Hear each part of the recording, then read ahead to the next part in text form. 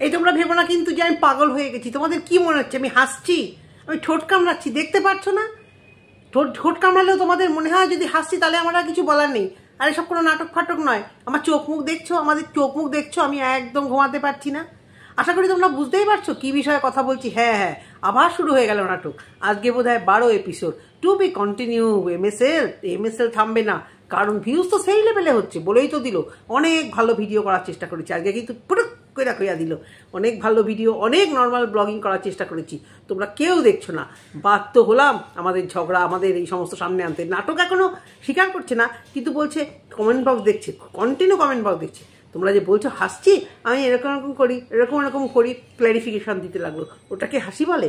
ওটাকে হাসি বলে? বাড়িতে সত্যি সত্যি অশান্তি হচ্ছে, তোমাদের কি করে বোঝাবো বলো? আমিও তো বুঝতে পারছি না। আমাকে অনেক ভালোবাসার ভিউয়ার্স বলছে সবার কাছে এক্সপেক্ট করলেও কণিকার শাশুড়ি বয়স্ক মহিলা বা উজ্জ্বল, তারা যে মিথ্যে কথা নাটক বলছে এটা ভাবা যায় না।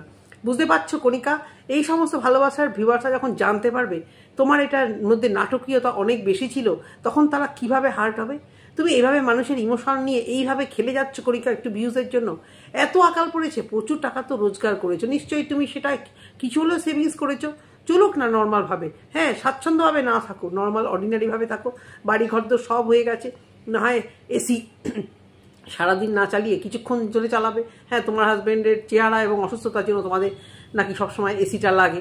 প্রয়োজন, দেখো প্রয়োজনের কোনো শেষ নেই, তুমি যত চাইবে। আজকে যদি তোমরা নিচের ঘরে থাকতে তখন তো এসি অনেক দিনই ছিল না, তখন কিন্তু উজ্জ্বলের চলে গেছিলো। কিন্তু আজকে যখন প্রয়োজন সবারই, তোমার আমার প্রয়োজনই।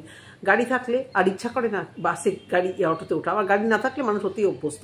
সেটুকুও যদি পয়সা না থাকে, মানুষ হেঁটে যাতায়াত করতে করতে অভ্যস্ত হয়ে যায়, তখন আর ইচ্ছা করে না 10 টাকা 20 টাকা ভাড়া দিয়ে কিছুতে উঠি।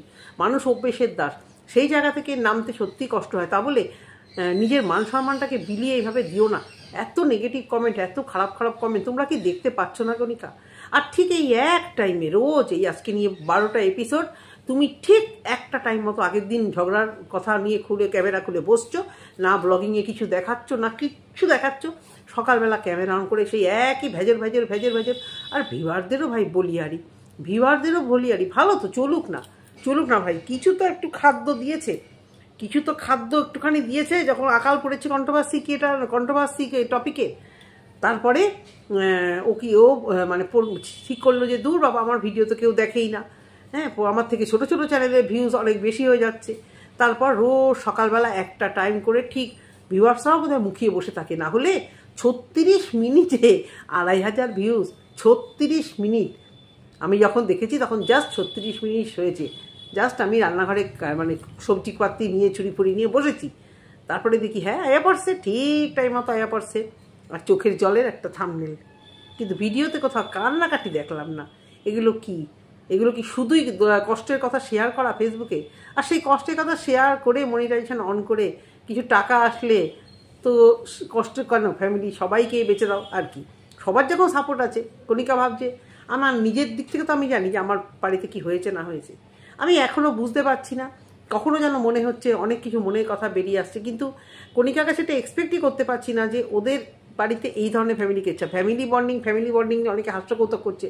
দেখো, ফ্যামিলিতে টুকটাক ঝগড়া অশান্তি হবেই, কিন্তু অনেকে আছে দালাল থেকে শুরু করে অনেকেই শাশুড়ি শ্বশুরকে দীর্ঘদিন ধরে ক্যামেরায় দেখাতে পারে না। ওটাকে বলে রিয়েল ফ্যামিলি বন্ডিং, যেখানে বন্ডিংয়ের কি বলবো আর, মানে মাথায় বাজ পড়বে। বন্ডিং শব্দটাই মানে ভুল হয়ে যাবে। কিছু মানুষের বন্ডিং যা দেখা যায়, তো তারা তাদের আত্মীয় স্বজনদের দেখাতে পারে না, তার মানে বোঝাই যায় তাদের বন্ডিং ভালো না। কেউ যদি তাদের তাদের পিছনে ঝগড়া হয়ে ক্যামেরার সামনে তাদের রিলেটিভরা হাসা খেলা দেখায়, সেখানে কিন্তু বোঝা যাবে ন্যূনতম মিলমিষ্টুকু তাদের মধ্যে আছে বলেই আজকে তারা পেছনে ঝগড়া করলেও সামনে এসে দুটো কথা বলছে। সেই জায়গাটা থেকে দাঁড়িয়ে কণিকা শাশুড়ির সঙ্গে কি কণিকার অশান্তি লাগে না? কণিকার ননদদের সঙ্গে কি কণিকার অশান্তি লাগে না? কিন্তু এতদিন আমরা সেটা কিছুই দেখতে পাইনি। তার মানে অশান্তি লাগলেও সেটা খুব সামান্য বিষয় এবং সেটা কিছুক্ষণ পরেই মিটে যায়। আর যখন তুমুল হয় সেটা কিন্তু দেখা যায় না। যেমন মন্দিরার শাশুড়িকে কিন্তু আমরা দীর্ঘদিন দেখতে পারতাম না, মন্দিরার ভিডিওতে কখনো কি দেখতে পারতাম? হ্যাঁ, হঠাৎ এদের ঝগড়া হয়। আবার এখন দেখি খুব যখন থেকে মন্দিরা পরকীয়া করে এসে ঢুকেছে, গঙ্গার জলে একদম চান করে এসেছে, ততদিনে ওর স্বামী সোহাগও বেড়েছে, শাশুড়ি সোহাগও বেড়েছে। একদম মানে পরকীয়া করে কোনো বউকে যে এত সুন্দরভাবে এত সুন্দরভাবে বাড়িতে ওয়েলকাম করা হয়, এদের মন্দিরার ভিডিও না দেখলে বুঝতাম না। অনেকেই কিছু কথা বলছে, কালকে অনেক ঝড় হয়ে গেছে এটা নিয়ে, আগের দিন হাসি নিয়ে ঝড় হয়েছে, তো কণিকা ক্ল্যারিফিকেশন দিল, ও হাসছে না, ও ঠোঁট কামড়াচ্ছে, ওই অশান্তির মধ্যে হাসি আসে না, যদিও বা হাসি আসে সেটা ওই ব্যঙ্গ এরকম হাসি।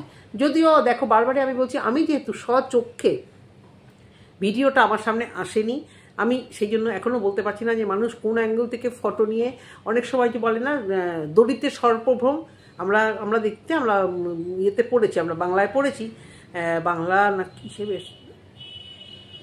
কিসে বেশাটা পড়েছি মনে পড়ছে না, ফিলোসফিতে কি গুলিয়ে ঘ হয়ে গেছে, দড়িতে সর্পভ্রম। আমরা কোনো দড়ি পড়ে থাকলে অনেক সময় আমরা কিন্তু ভাবি আরে এটা সাপ, তারপরে দেখি সেটা সাপ নয়। সেরকম এই অ্যাঙ্গেল থেকে এরকমভাবে ফটো তোলা মানে যে ও মানে মানে হেসেছে, আমি অন্তত যেহেতু ভিডিওটা দেখিনি কত দূর অব্দিও হেসেছে, কতটা হেসেছে, কারণ এইটুকু দেখা যাচ্ছিল, এবং ওর মুখটা না এমনি বেশ গাবদা মতো এরকম হয়ে থাকে। ও কথা বললে এই সাইড থেকে যদি ফটো তোলা হয়, মানে ভিডিও তোলা হয়, মনে হবে যেন একটা হাসছি, কিন্তু তারপরে ও বললো যে না আমি হাসছি না, আমি ঠোঁট কামড়াচ্ছিলাম। তো ও বললো যে ক্ল্যারিফিকেশনটা ও দিল। এবারে এই মানে ভিউজ কামানোর জন্য নাটক হলেও হতে পারে, আবার মানে কণিকাকে এই লেভেলে আমি শ্বশুরবাড়ির কেচ্ছা বেচা যেহেতু কোনোদিন দেখিনি, আমি এটা যেন মন থেকে কিছুতে মেনে নিতে পারছি না। একবার ভাবছি নাটক হলে ভালো, তাহলে ওদের ভিউজ কামাচ্ছে, অন্যায় তো করছে, কিন্তু যেন ব্যাপারটা নাটক হয়। আবার ভাবি যে এত নোংরামো করছে, সত্যি সত্যি যদি অশান্তি না হতো, এই লেভেলে এইরকম বাজে বাজে কথা অন ক্যামেরাতে কিন্তু খুব একটা বলা যায় না।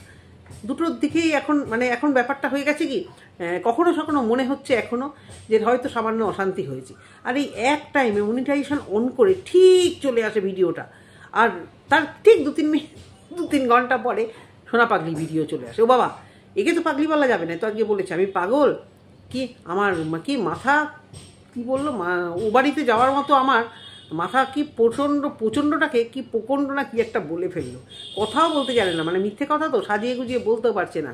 তো ও এবার বরের থেকে ডিভোর্স নেবে, তোমাদেরকে দেখাবে ক্যামেরা অন করে, মনিটাইজেশন অন করে। কি দারুণ না সত্যি, আমি ভাবছি আমিও না এবার সত্যি বাড়িতে যা ঝগড়া লাগে, এই বরের সাথে হোক ছেলে মেয়ের সাথে হোক, কিচির লাগলেই আমি বলবো দাঁড়া ঝগড়াটা শুরু করবি, আমি ক্যামেরাটা আগে স্ট্যান্ডটাকে আগে রেখে তারপর শুরু করি। আরে ঝগড়াই যখন করলাম, 4টি ভিউজও তার থেকে কামাই, 4টি পয়সা আসুক। কি বন্ধুরা, তোমরা দেখবে তো আমার ফ্যামিলির ঝগড়া, দেখবে তো প্লিজ, সবারটা যখন দেখছো আমাদেরটাও দেখো। ঝগড়া সবার বাড়িতে হয়, বরটা যদি রাজি হয় যে তোমার ঝগড়াটা দেখাবো, 2টো পয়সা আসবে, তাই দিয়ে 1 প্যাকেট করে বিরিয়ানি খাওয়াবো, কি আসবে তো তোমরা। তো সেরকম হয়েছে ননদের ডিভোর্স হবে, তোমাদেরকে দেখাবে, শৈশব করতে ওই বাড়িতে যাবে, তার অবজেকশন, তার বর কোথাও ঘুরতে নিয়ে যায় না, তাকে একটা শাড়ি পর্যন্ত কিনে দেয় না, সেই জন্য সে বাধ্য হচ্ছে টাকা চাইতে। টাকাটা চাইছে কেন? এর বরের সঙ্গে পরের থেকে চলে এসে সব ঠিক আছে, এ রান্না করবে না, এর যেটা ডিমান্ড সে রান্না বান্না করবে না, বসে বসে খাবে, হ্যাঁ, তাহলে তার টাকাটা কিসের দরকার? আমি বুঝতে পারছি না যে থোক একটা লিমিট আছে, মানুষ 50,000 1 লাখ চায়, একেবারে বড় দানা একদম 5 লাখ। আমার মনে হয় কি এ বেটা বোধ হয় কাউকে ধরেছে, বুঝলে, কাউকে ধরে সেই বিয়ে করে ওই জমির মধ্যে বোধ হয় একটা ঘর বাড়ি তুলবে, যার জন্য এর 4-5 লাখ টাকা ইমিডিয়েট দরকার পড়েছে, ভিত গাঁথতে একটুখানি মোটামুটি একটা স্ট্রাকচার করে রেখে দেবে, তো সেই জন্য 5 লাখ টাকা চাইছে না তো, আর সেটা নিয়ে ঝামেলা হচ্ছে না তো। কি অবস্থা বলো তো, জামা কাপড়গুলো ছুঁড়ে দিল, আর হাতাহাতি কিছুই করলো না। ভাই সবাই দেখতে চাইছে, অন ক্যামেরাতে সমস্ত ভিউয়ার্সরা দেখতে চাইছে যে চালাও, সুন্দর করে চালাও, কিন্তু একটু হাতাহাতি দেখাও। তোমরা এখনই এরকম নিরামিষ হয়ে, আজকে তো এই যে শোনা সবার আশায় জল ঢেলে দিলে, তোমার বরেরটাকেও অতটা শুনতে চাইছে না, তোমার বৌদির সাথে কি হচ্ছে দেখাও, বৌদি অনেক কিছু বললো, তুমিও কিছু বলো। আজকে তো ভাই জমাইতে পারলা না শোনা, লোকেরা দেখতে চাইছে হাতাহাতি, চুলোচুলি মারামারি, সেগুলো তো কিছু দেখাচ্ছই না, শুধু মুখে দিক থেকে বসে দিক থেকে বসে একই জিনিস দুজনে ঘেঁচ করছো।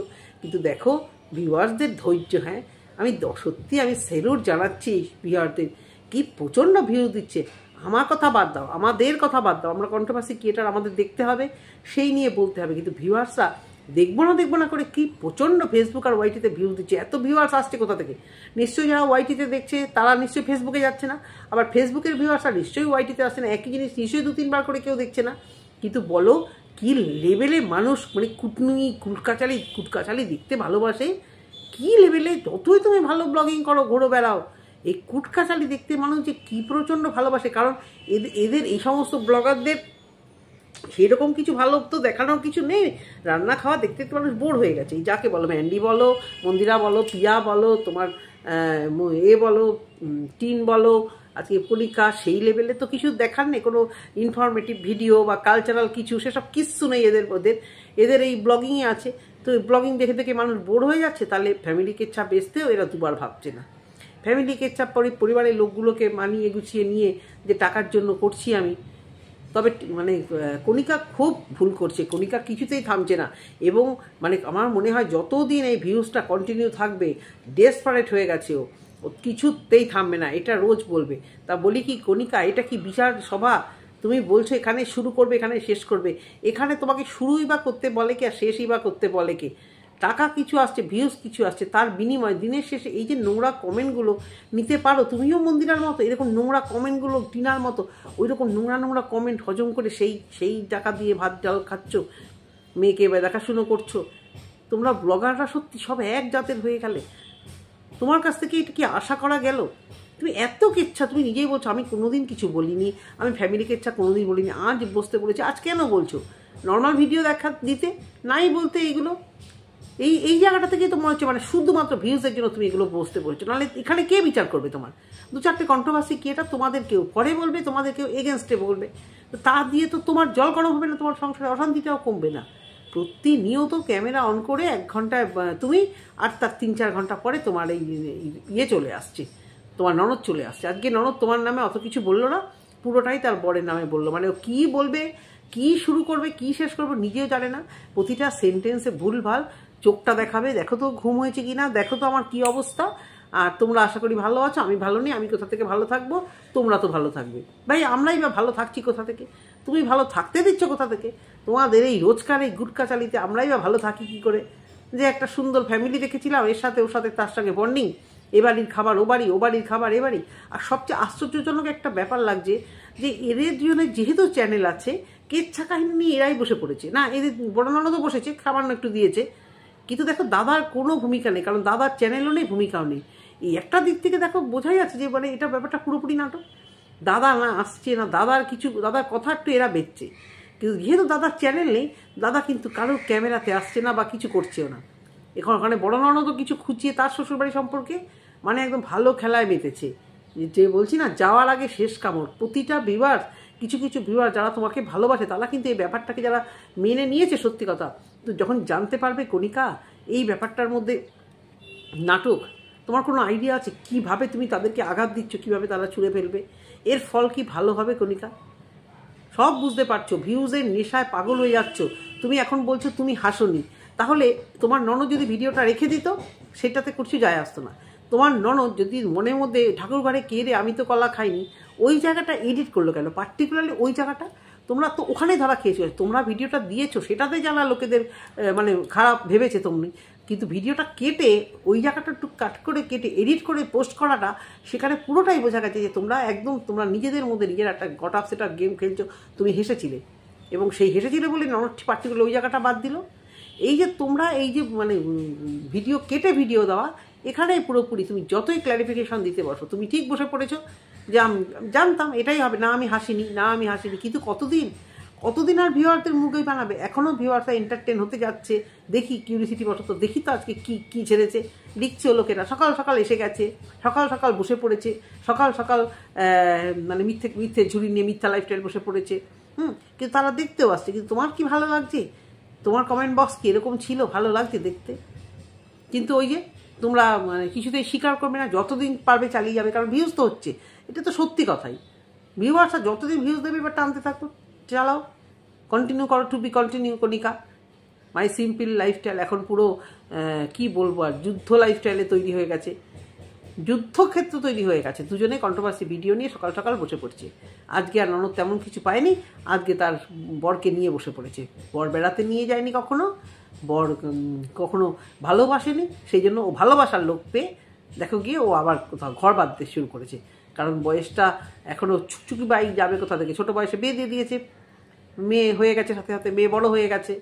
এবার কি করা, নাও কোনো নাগর ধরে ওই যে জমি কেনা, ওই জমির উপর বাড়ি করো, তার বাড়ির পয়সাটা কীভাবে উসুল করবে, নাও এভাবে ভিউজ কামাও।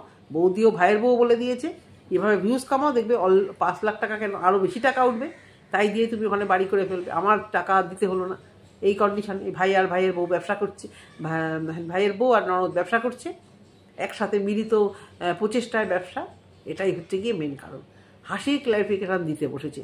ননদ যদি ভিডিওটা কাট না করতো, মানুষ তবুও এতটুকু বিশ্বাস করতো। কেটে যখনই ওটা করেছে তখনই তো মানুষের ধরা খেয়ে গেছে যে কেটে তাহলে কেন এডিট করলো। তার মানে ওদের মনেও সংশয় আছে, ব্যাপারটা ধরা পড়ে যাচ্ছে। আর আজকে কণিকার সাথে সাথে বসে পড়েছে, তোমরা হাসির কথা বলছো। আর অনেকেই বলছে যে কণিকা হয়তো মন্দিরাকে খোঁচা মেরে বলেছে পরকীয়া সংক্রান্ত। আমি বুঝতে পারছি না, কিন্তু অন্যদাতে যে কণিকা অনেক ক্রিয়েটারদের হয়ে গেছে এটা খুব ভালো বুঝতে পারছি। কণিকা চুপ করো, কণিকা বদমাইশ, কণিকা শয়তান। ভাই এই কণিকা এটা করলো বলে তো তোমাদেরও ভাই দিনে 3টে করে 4টে করে, যাদের সময় ছিল না ভিডিও করার, সময় নেই, ব্যস্ততা, তারাও এখন সকাল সকাল নিয়ে বসে পড়ছে। এটা তো ফ্যাক্ট যে কণিকা কিছু অন্ন ছুড়ে দিয়েছে। কণিকা এই জায়গাটা থেকে তো কণিকাকে এই সময় বলো বাজার গরম করেছে, তোমাদের অ্যাকাউন্টে কিছু টাকা ঢুকছে। সকাল বিকাল দুপুর কণিকাকে দিনে 3টে করে, কণিকাকে নিয়ে 3টে থেকে 4টে।